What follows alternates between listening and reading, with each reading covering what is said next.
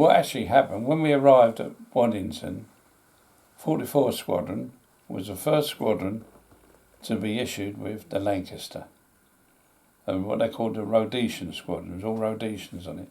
So they decided to test out this Lancaster, and they sent it to on a bombing raid to Germany, right into six Lancasters. They sent right into Germany to bomb what's the target?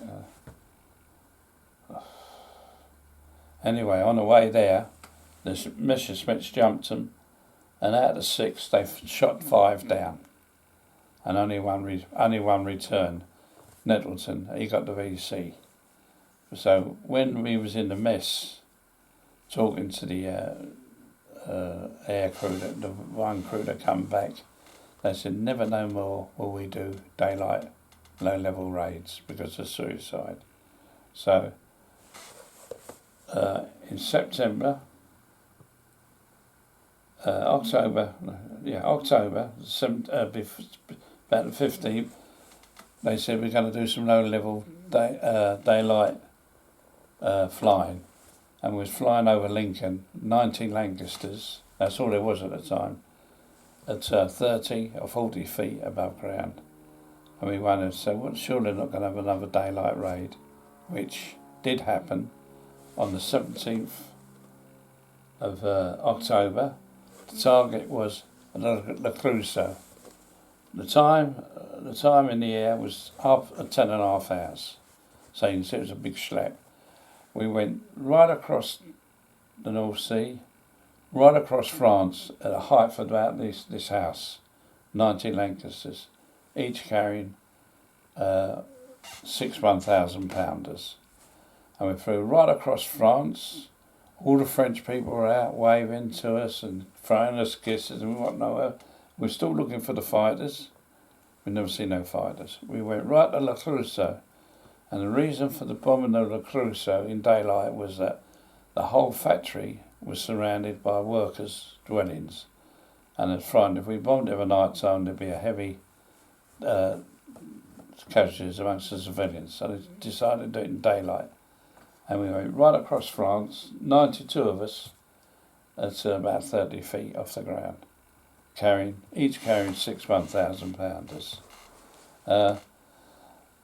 What actually happened at the briefing, we had to 6 Lancasters had to break off as we reached the Le Creusot and bomb the power station just outside Le Creusot. And on our port side was the dam buster Gibson, and he took a picture of us, of our aircraft as we was going into attack. And as we was going to attack this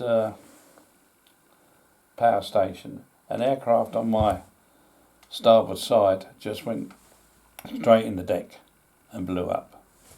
So there was only 5 of us left attacking the power station, which we did attack, and we literally flattened it.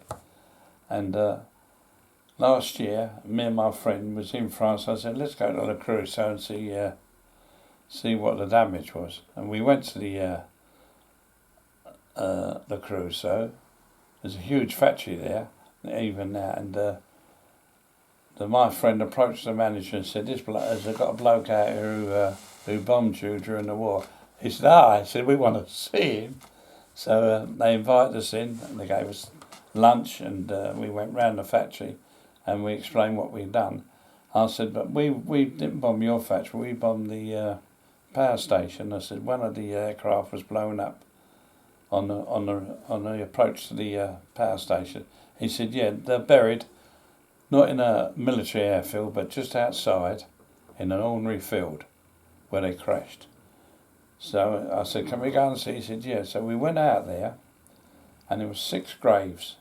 And I said to the Frenchman, I said, "No," I said, "there were 7 men in the aircraft. There's only 6."